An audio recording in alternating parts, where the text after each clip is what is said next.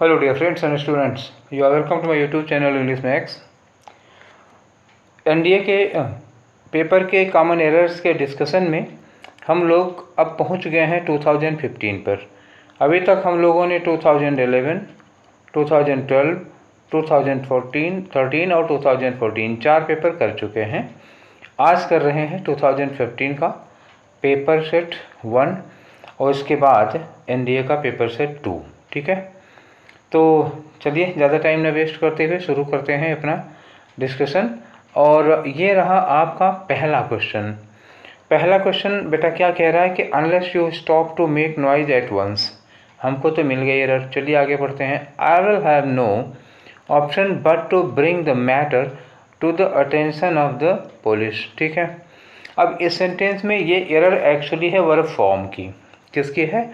Verb form की ये error है। वर्ब फॉर्म में कुछ चीज़ें होती हैं, जैसे प्रीपोजिशन के बाद वर्ब की कौन सी फॉर्म लगती है, हैज हैव हैड के बाद कौन सी लगती है, बी के बाद कौन सी लगती है, या सर्टेन वर्ब्स होती हैं, कुछ वर्ब्स होती हैं। जैसे एक वर्ब होती है स्टॉप। स्टॉप के बाद जब हमें दूसरी वर्ब लगानी होती है तो किस फॉर्म में होगी? इन्फिनिटिव होगी, जेरंड होगी, पार्टिसिपल होगी, क्या होगी? ठीक है, तो इन्हीं सब चीज़ों से रिलेटेड ये टॉपिक है। अब ये लिखा है कि अनलेस यू स्टॉप। क्या लिखा? Unless you stop. स्टॉप के बाद क्या लिखा? To make.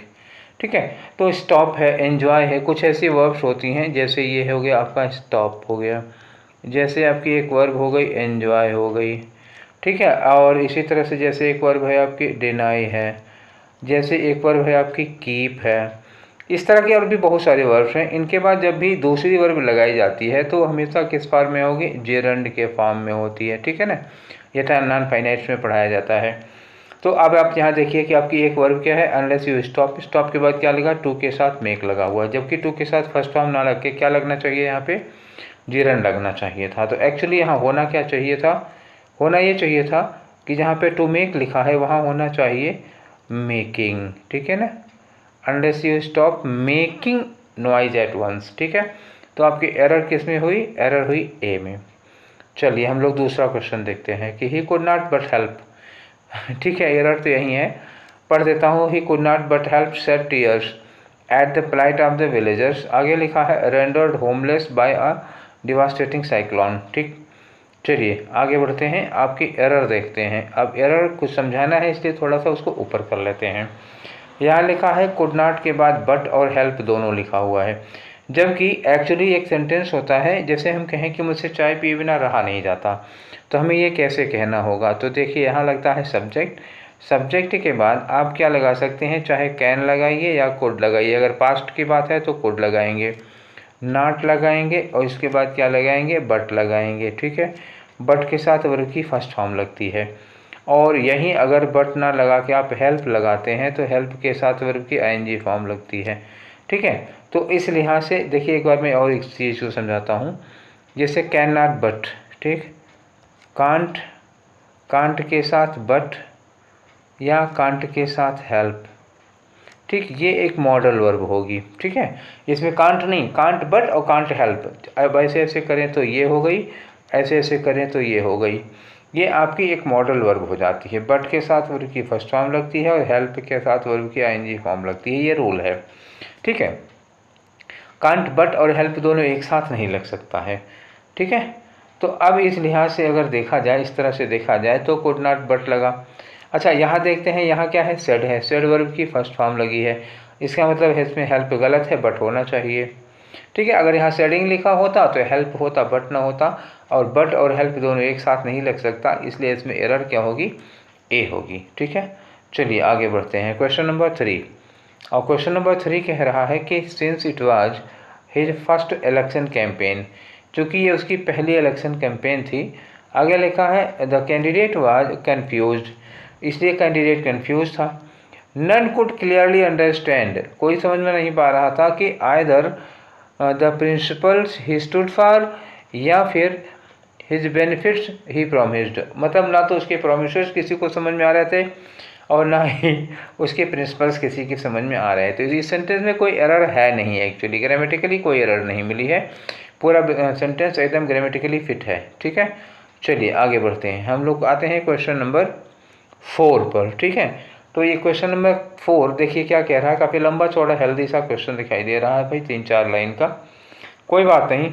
लिखा है कि it is an established fact that transcendental American poets and philosophers who lived in the later half of the 19th century were more influenced by Indian philosophy, in particular the Upanishadic philosophy। ठीक है ना। तो देखिए इस चौथे वाले number पे चौथे एरर में होना क्या चाहिए था। पूरा सेंटेंस पढ़ने के बाद आपको कोई एरर मिली कि नहीं मिली? ठीक है, आपको नहीं मिली होगी। अब मैं दिखाता हूँ। It is an established fact, ये एकदम से सही है। दैट लगा, कनेक्टर हुआ, the transcendental American poets and philosophers, इसमें भी कोई दिक्कत नहीं, ट्रांसेंडेंटल एडजेक्टिव हो गया, अमेरिकन पोएट्स एंड फिलोसफर्स हो गया। Who lived in the latter half of the 19th century, 19th century के लेटर हाफ मतलब दूसरे वाले, तो लेटर भी सही हो गया। एक टाइम के लिए लेटर होता है तो LATER होता है, एक्चुअली ये LATTER ही होगा क्योंकि बाद वाला है, बाद वाले हाफ में 19th सेंचुरी मतलब 1850 के बाद वाले हैं। वर मोर इन्फ्लुएंस्ड बाय इंडियन फिलोसफी। अब यहाँ मोर इन्फ्लुएंस्ड जो लगा है वो मोर किसके लिए लगा है? If there is no comparison in the sentence, ठीक है ना, इंडियन फिलोसफी की किसी और चीज़ से कंपैरिजन हो ही नहीं रही है। If Indian philosophy is not compared to any other thing तो why should be use more, तो यहाँ में मोर लगाने की कोई ज़रूरत नहीं है, क्योंकि कोई ज़रूरत नहीं है मोर की, यहाँ पर मच लगेगा। ठीक है, क्योंकि कंपैरिजन नहीं हो रहा है इसलिए मोर नहीं लगेगा। तो आपको एरर कहाँ मिल गई? एरर मिली हमको सी में। क्लियर हो गई ना बात? थोड़ा सेंटेंस लंबा होता है तो दिक्कत होती है एरर पकड़ने में, लेकिन इतना भी कठिन नहीं है। एरर वही नॉर्मल वाली ही हुआ करती हैं, आप लोग इससे परेशान मत होइए। क्वेश्चन नंबर 5 में आइए। देखिए, no sooner did I open the door, यहाँ तो कोई गलती नहीं है। व्हेन इट रेन, देखिए ये वाला क्वेश्चन गलत हो गया, क्योंकि देखिए नो सूनर से जब सेंटेंस शुरू होता है तो बीच में कनेक्टर के रूप में क्या यूज किया जाता है? नो सूनर के साथ लगता है दैन। और जब हम लोग हार्डली से स्टार्ट करते हैं, हार्डली या स्कार्सली लगा होता है, ठीक है, तब हम लोग क्या यूज करते हैं? हार्डली स्कार्सली के साथ हम लोग यूज करते हैं व्हेन। तो ये चूँकि नो सूनर था तो हमें क्या लगाना चाहिए था? दैन लगाना चाहिए था, इसलिए व्हेन यहाँ पर गलत हुआ। ठीक है, अब आप समझ गए होंगे, नो सूनर लगा है तो ये व्हेन नहीं होना चाहिए था, यहाँ होना चाहिए था दैन। और आपकी एरर क्या हो गई? किसमें? बी में हो गई। चलिए क्वेश्चन नंबर 6 पे। आफ्टर ओपनिंग द डोर, दरवाज़ा खोलने के बाद, he entered into the room, entered के बाद इनटू, और देखिए रूम लिखा हुआ है। पिछले वाले में 2014 में शायद ये चीज़ थी, हमने बताई थी, इंटर के बाद अगर कोई प्लेस लिखा होता है तो हम कोई प्रीपोजिशन नहीं लगाते, ना तो इन यूज करेंगे और ना ही इनटू यूज करेंगे, दोनों गलत होता, इंटर द प्लेस हो जाता है, इंटर के बाद इनटू नहीं लगता। हूबहू इसी तरह का सेंटेंस था जो 2014 में हम लोगों ने किया था, तो इंटर के बाद इनटू नहीं लगेगा। इसमें कौन सी एरर हो गई? बी वाले पार्ट में एरर हो गई। चलिए आगे बढ़ते हैं। आपका क्वेश्चन नंबर 7। देखिए एरर्स रिपीट बहुत हो रही हैं, इसीलिए कहा जाता है कि प्रीवियस पेपर आप ज़रूर सॉल्व करिए, क्योंकि बहुत सारी सेम सेंटेंस नहीं होगा लेकिन से उसी तरह का सिमिलर होगा। ठीक है ना, सेम नहीं होगा, सिमिलर होता है, नाम वगैरह बदल जाता है, टेंस बदल जाएगी, लेकिन एरर सेम टाइप की होती हैं। ठीक है, इसलिए प्रीवियस पेपर लगाना मोस्ट इम्पोर्टेंट चीज़ होती है। चलिए क्वेश्चन नंबर 7 में आते हैं। क्वेश्चन नंबर 7 है कि when the dentist came in my tooth was stopped aching। अब एक चीज़ ये हो गई, when the dentist came in, जब डेंटिस्ट दांत के डॉक्टर अंदर आए तो my tooth was stopped aching, मेरा जो दांत था was stopped aching. Was stopped क्यों भाई? ये पैसिव सब्जेक्ट तो है नहीं। देखिए स्टॉप जो होता है इसके दो मतलब होते हैं, अब इसको समझिए। स्टॉप के दो मतलब होते हैं। एक स्टॉप का मतलब होता है रोकना, अगर किसी ने किसी को रोका है तो ये हो जाता है रोकना, ये ट्रांजिटिव वर्ब होती है। और एक स्टॉप का मतलब होता है रुकना, तो दांत का दर्द रुक गया, ये क्या होती है? ये पैसिव सब्जेक्ट होता है। ठीक है, जब ये पैसिव सब्जेक्ट होता है, पैसिव सब्जेक्ट, खैर पैसिव सब्जेक्ट होता है। तो अब इसमें वाज स्टॉप्ड, वाज लगाने की कोई ज़रूरत नहीं है ना। माई टूथ स्टॉप्ड, ये मतलब हो गया रुक गया, उसका दांत दर्द करना रुक गया, तो यहाँ वाज लगाने की कोई ज़रूरत नहीं है। दांत को रोका नहीं गया है, दांत का दर्द रुक गया, बंद हो गया। ठीक है, तो इसमें जो बी में वाज लगा हुआ है वो बेकार है, उसकी ज़रूरत नहीं थी। आपकी एरर किस में हो गई? एरर हो गई आपके बी पार्ट में। चलिए क्वेश्चन नंबर 8 पर आते हैं, और ये रहा आपका question number 8। Emphasis on, emphasis के बाद ये ऑन लगता है, ठीक है, यहाँ तो सही है। Emphasis on equality of life ensures for the health and happiness of the every individual. ठीक है, यहाँ फिर वही सुपरफ्लुअस प्रीपोजिशन का क्वेश्चन है। एंश्योर्स, जैसे उधर मैंने बताया था कि डिस्पाइट के बाद, रीच के बाद, अराइव के बाद, डिस्कस के बाद, डिस्क्राइब के बाद, इन सब के बाद कोई प्रीपोजिशन नहीं लगता है। उसी तरह से एक वर्ब है एंश्योर, एंश्योर के बाद भी आपको कोई प्रीपोजिशन लगाने की ज़रूरत नहीं है, फॉर गलत लगा हुआ है। यहाँ होगा ensures the health and happiness. ठीक है, फॉर की कोई ज़रूरत नहीं है, आपकी एरर किस में है, बी पार्ट में है। चलिए क्वेश्चन नंबर 9 देखते हैं।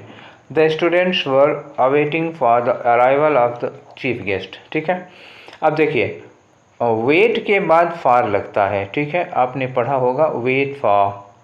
ठीक है, लेकिन अवेट जब यूज़ किया जाता है, अवेट, तो अवेट के बाद फॉर नहीं लगता है। ठीक है, अवेट के बाद फॉर नहीं लगता, वेट के बाद फॉर लगता है, अवेट के बाद नहीं लगता है। क्यों नहीं लगता है? क्योंकि अवेट में वेट फॉर दोनों है, await is equal to wait for. ठीक है, तो अवेट में फॉर लगाने की ज़रूरत नहीं, यहाँ पे चूंकि अवेट लगा हुआ है इसलिए इसके साथ फॉर नहीं लगेगा। एक बार फिर वही सुपरफ्लुअस प्रीपोजिशन, बहुत क्वेश्चन आ रहे हैं भाई सुपरफ्लुअस प्रीपोजिशन के, इसके बाद प्रीपोजिशन नहीं लगता, इसके बाद प्रीपोजिशन नहीं लगता, इस तरह के अनगिनत क्वेश्चन आ रहे हैं। ठीक है, चलिए नेक्स्ट क्वेश्चन आ जाइए। You will come to my party tomorrow. देखिए you will come to my party tomorrow, isn't it. फिर एक बार क्वेश्चन टैग का आ गया, क्वेश्चन टैग आएगा तो मैंने क्या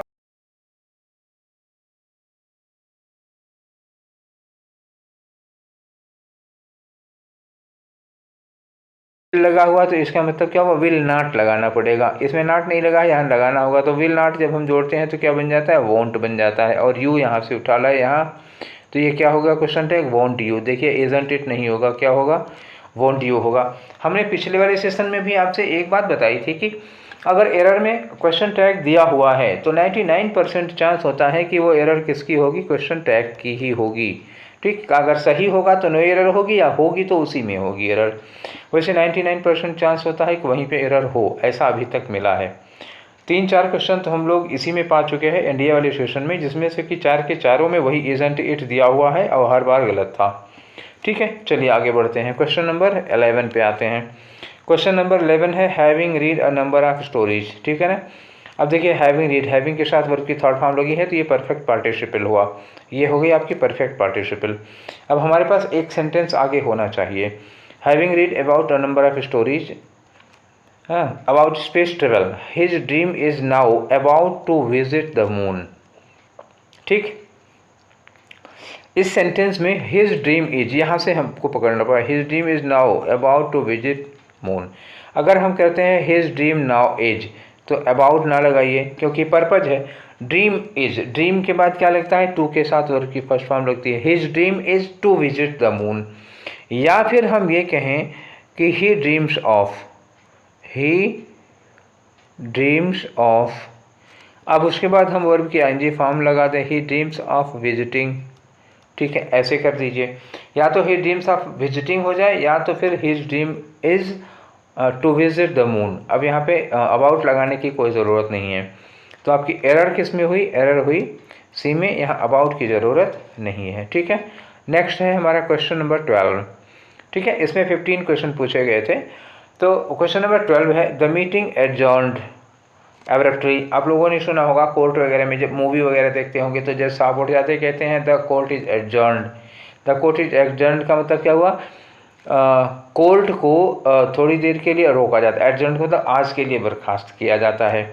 तो अब देखिए जज को कैसे बोलते हुए सुना होगा, जज साहब क्या बोलते हैं, the court is adjourned. The court is adjourned का मतलब क्या हुआ, ये पैसिव वॉइस हो गई।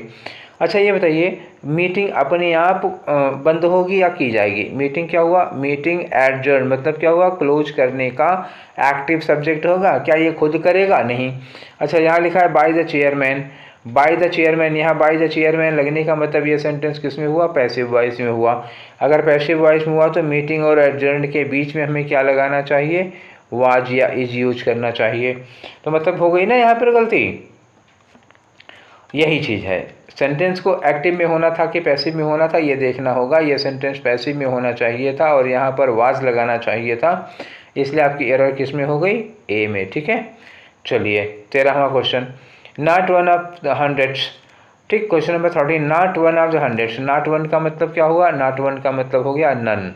ठीक है, none of the hundreds of striking workers were allowed to go near the factory.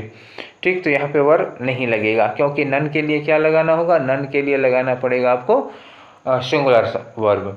ठीक है, अब एक चीज़ और, आपको कन्फ्यूजन हो सकता है कि यहाँ जो वर्कर्स लिखा है ये वर जो है वो वर्कर्स के लिए लगी है, या यहाँ देखिए नम हंड्रेड्स के लिए लगी है, या फिर नॉट वन के लिए लगी है।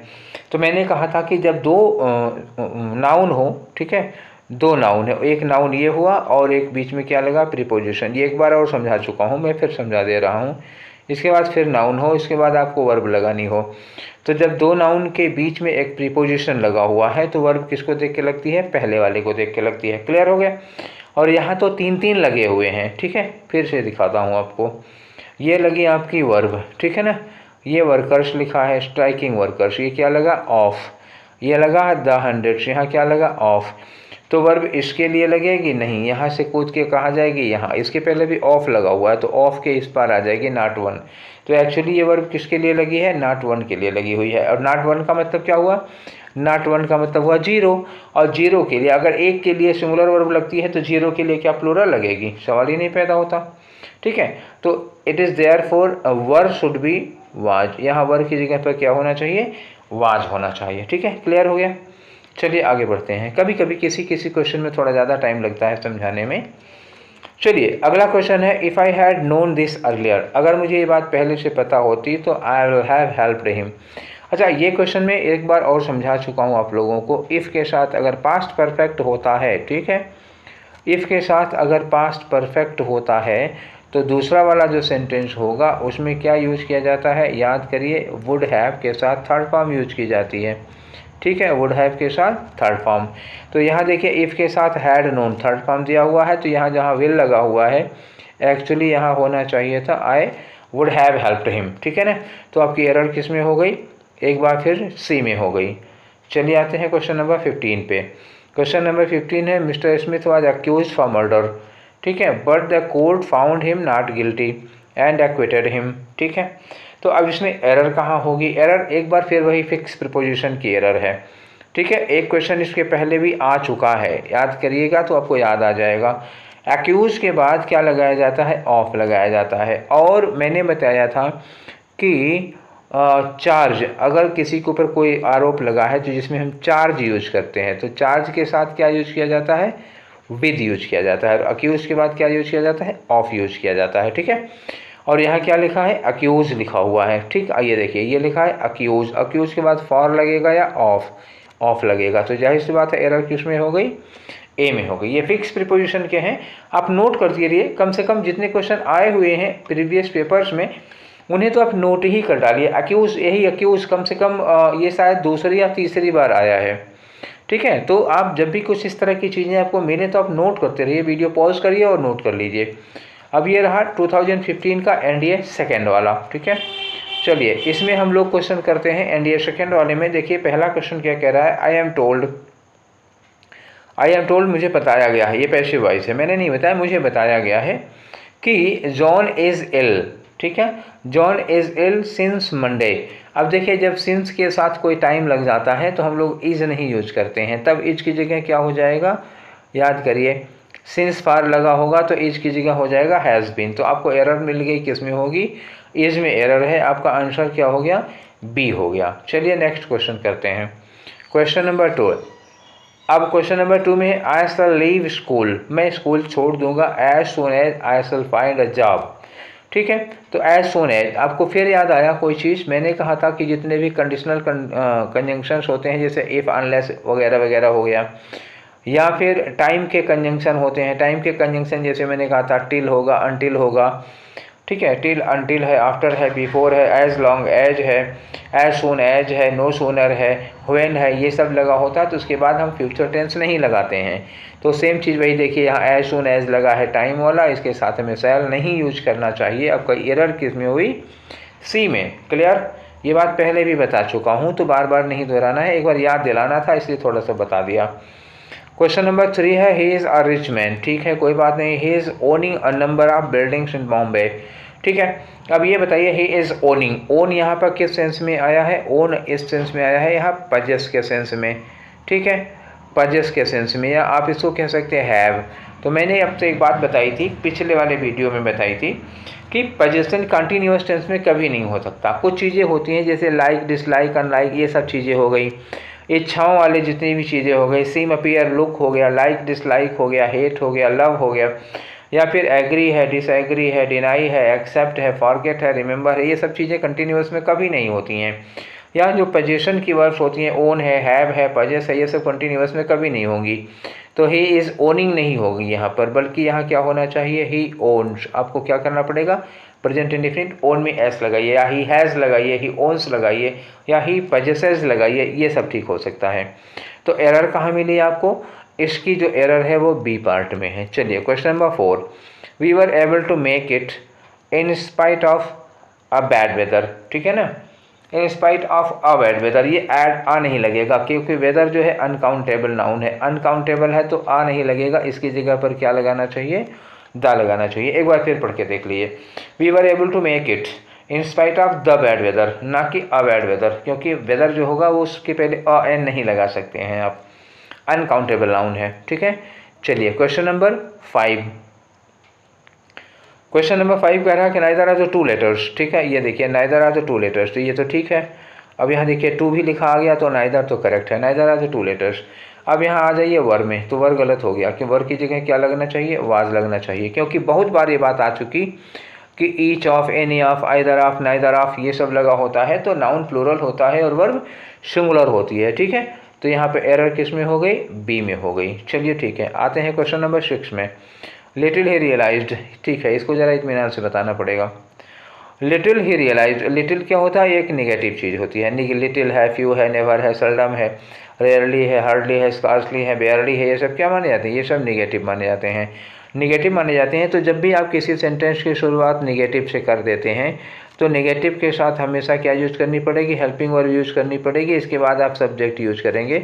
भले ही ये क्वेश्चन इंटरोगेटिव ना हो, ये सेंटेंस इंटरोगेटिव नहीं होगा, तब भी आपको हेल्पिंग वर्ब को सब्जेक्ट के पहले करना पड़ेगा। दिस इज कॉल्ड इन्वर्जन, ठीक है, इसको इन्वर्जन कहा जाता है। अगर आपका सेंटेंस नेगेटिव एक्सप्रेशन से शुरू हो रहा है तो आपकी हेल्पिंग वर्ब सब्जेक्ट के पहले हो जाएगी, ये सब्जेक्ट के बाद हेल्पिंग वर्ब होती है, ये सब्जेक्ट के पहले आ जाती है, ठीक है। तो यहाँ पर भी यही हो रहा है, लिटिल एक निगेटिव एक्सप्रेशन है, इसलिए इसके बाद जो रियलाइज्ड लिखा हुआ है ये एक्चुअली इसको होना चाहिए था ऐसे, लिटिल, लिटिल के बाद चूँकि ये वर्ब की सेकेंड फॉर्म है इसलिए यहाँ आपको लगाना पड़ेगा लिटिल डिड ही, उसके बाद आप लगाइए realise, little did he realise, ये सेंटेंस ऐसे होना चाहिए, ठीक है। तो आपकी एरर कहाँ हो गई, एरर हो गई वंस मोर ए में, ठीक है। आगे बढ़ते हैं, 6 क्वेश्चन हो चुके हैं, ये रहा आपका क्वेश्चन नंबर 7। क्वेश्चन नंबर 7 कहा कि a difficult syllabus is suppose to hurt juvenile mind. तो जुवेनाइल माइंड, यहाँ पर जुवेनाइल माइंड का मतलब युवा मस्तिष्क, माइंड जो है वो काउंटेबल नाउन हो गया यहाँ पर, इसलिए इसके पहले क्या लगेगा, अ, ठीक है। Is suppose to hurt a juvenile mind, यहाँ पे अ लगाना पड़ेगा, इसलिए आपकी एरर किस में हो गई, सी में हो गई। चलिए 8 देखते हैं, the voice of sanity and patriotism, ठीक, are important to dispel the prevailing confusions, ठीक है। आपकी एरर पुरानी वाली है, कोई नई नहीं है। यहाँ लगा है आर, इसके पहले क्या लगा है, the voice of sanity and patriotism, यहाँ क्या लगा है, ऑफ लगा हुआ है। अच्छा देखिए, ये आपका एक चीज़, एक फैक्टर ये हो गया और आपका एक फैक्टर क्या हो गया, ये हो गया। इन दोनों में वर्ब किसके लिए लगी होगी, अगर यहाँ ऑफ लगा हुआ है तो इसका मतलब वर्ब किसके लिए लगी होगी, वॉइस के लिए, वॉइस के लिए लगी तो आर नहीं लगेगा, यहाँ क्या लगेगी, इज लगेगी। फिर ये सब्जेक्ट वर्ब एग्रीमेंट का रोल आ गया, ठीक है ना। तो सब्जेक्ट वर्ब एग्रीमेंट से बहुत ज़्यादा क्वेश्चन पूछे जा रहे हैं आप लोगों को। चलिए क्वेश्चन नंबर 9, और इस बार इसमें 9 ही क्वेश्चन थे, ठीक है, 10 नहीं थे। पिछले उसमें फर्स्ट वाले में, इंडिया फर्स्ट वाले में 2015 में 15 क्वेश्चन थे, 15 क्वेश्चन थे, और सेकेंड वाले में 9 क्वेश्चन थे। 10 भी कर दिए होते तब भी अच्छा था, ठीक है, कोई बात नहीं। देखिए वंस मोर, एरर किसकी है, इजंट इट। देखिए यहाँ पर इजंट इट कितना सही होती है या गलत होती है, हमारी बात सही आती है या नहीं आती है। चलिए देखते हैं, you are going to explain your late arrival, ठीक है, you are going to explain your late arrival. अब यहाँ पे हमें क्वेश्चन टैग बनाना कैसे है, बनाना कैसे है, सब्जेक्ट है यू तो हम यहाँ ले लेंगे यू, ठीक है। अभी इस लिहाज से देखिए तो ये गलत हो गया, ठीक है, यू हो गया, यू के पहले यहाँ पे वर लगा हुआ है ना, तो वर के बाद नाट नहीं लगा है, तो वहाँ वर के साथ नाट नहीं लगा, तो हमें यहाँ वर के साथ नाट लगाना पड़ेगा।